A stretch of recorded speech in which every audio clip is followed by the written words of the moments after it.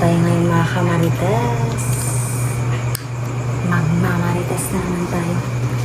Nakatulog na si June ng mga kamarites. And then, ayun, lumabas tayo para susubukan natin ngayon yung tapang natin mga kamarites.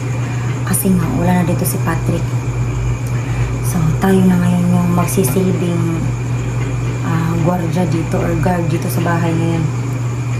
Natulog na pala sila Portia. Si Portia. Oh! Sila mga kamarites. Ayun, tulog na si Portia at saka doon na si Mama sa kwarto mga kamarites. Ayun, nakalak na yung mga bintana. So yun, time check natin ngayon mga kamarites ay alas 10:30 na ng gabi. So yun, may message pala sa akin mga kamarites isa sa mga supporters ni Kuya Baz Adventure. Tapos yung sabi niya, so yun, para maniwala naman kayo. So yan yung message niya sa akin. Ayun, may nag-message sa akin dito mga kamarites. Sabi niya, hello Marites, huwag kang lalabas ng bahay dahil papuntahan daw ng mga tauhan yung bahay ng mga hunters. Tigilan mo na lang, tumawag sa CP. Daw? So, tigilan ko daw muna na tumawag sa cellphone ni Kuya Baz Adventure. Kasi, para daw, hindi daw ma-trace yung lugar. Oo, ginawa ko naman yun hindi ko na siya kinontak mga kamarites. Baka nga malocate tayo mga kamarites. Oo, tama yung sinabi niya na may pupunta daw dito ng mga kasamahan si Adrian.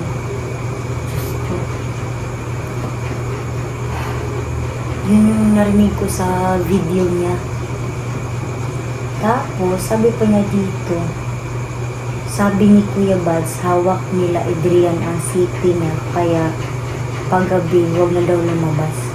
So, hindi naman pwede na hindi tayo lalabas mga kamarites kasi wala na ngayon dito si Patrick mga kamarites, wala pa si Kuya Baz Adventure. So, kailangan na ako yung magmasigno ng mga kamarites. Ako na muna yung magbabantay mga kamarites.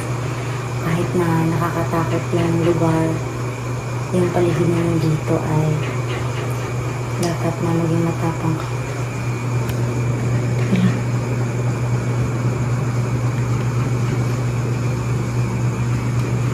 Parang may naririnig ako.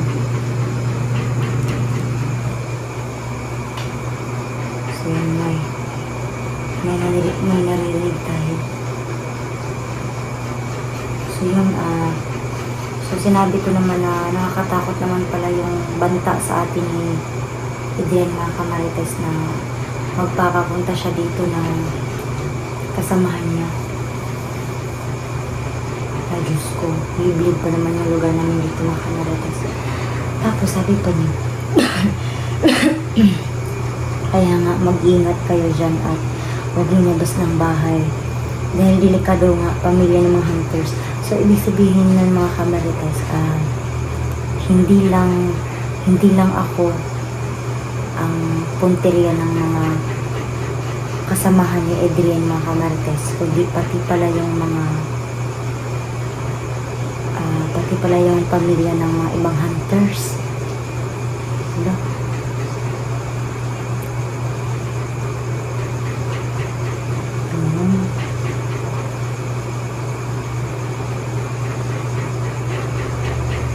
Tapos, may iba pang mga supporters. Ang daming nagme-message sa akin mga kamarites. Hindi ko na kayo maisa-isa na mabasa kasi ang dami talaga mga kamarites yung mga pagbabanta sa mga tauhan ni Adrian mga kamarites. Grabe. Ang dami kong request. Hindi ko na ma-open. Yan o. Loading na loading mga kamarites. Tingnan nyo.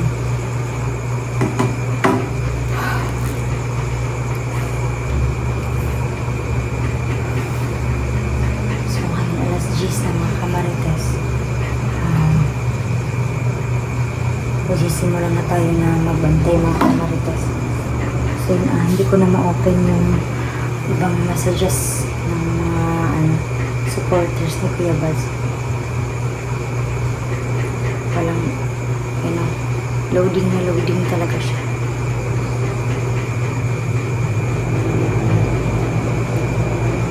So yun, labas muna tayo mga kamarites.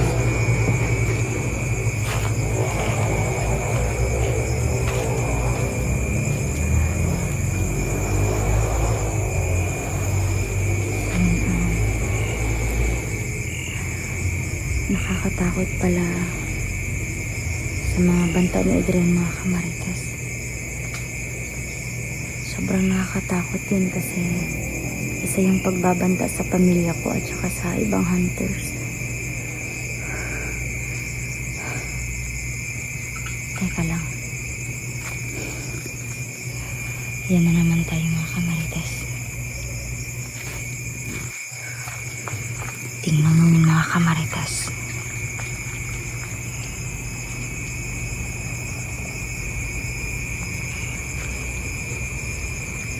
Ayan.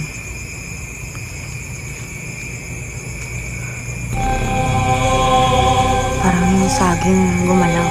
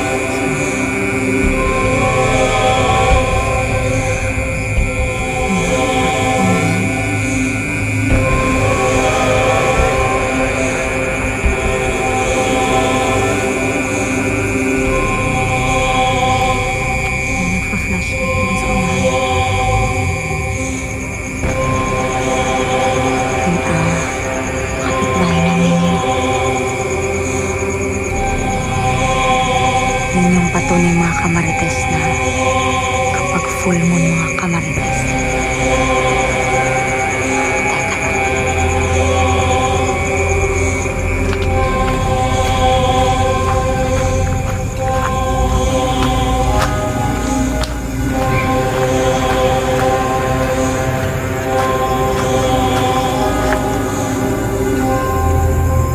Ang ingay-ingay ng kapitbahay mga kamarites.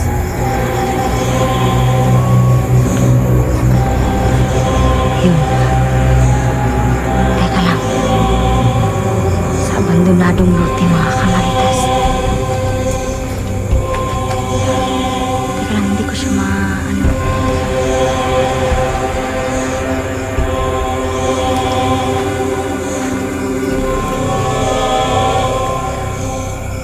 tayo mga kamarites. Hoy. Anong ginagawa mo dyan?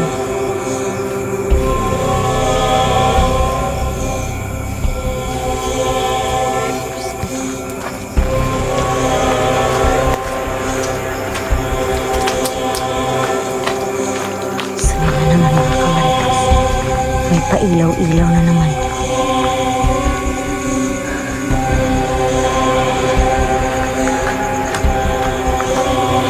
Hindi pwede natin yung sundan mga kamarites. Kasi kwarto na naman dito na naka-flashlight.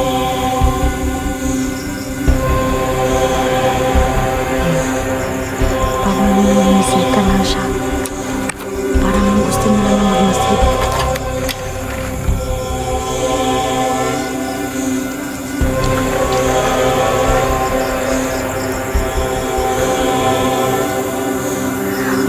Ay, nawala mo ako.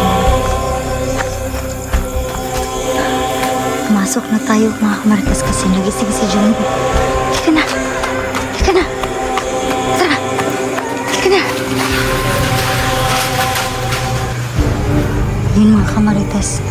Na-open yung gate mga kamarites. Diyos ko. Yun yung tik-tik ng mga kamarites. Sira natin yun. Mga kamarites kasi may ano na. Narinig ako mga tik-tik mga kamarites. Pasok na tayo sa loob ng bahay.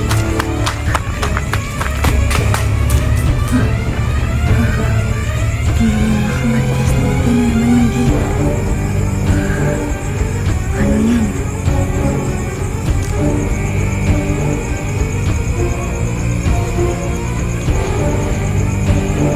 Iko-close din na naman natin mga kamarites. Kasi pangalawang beses na siya nag-open.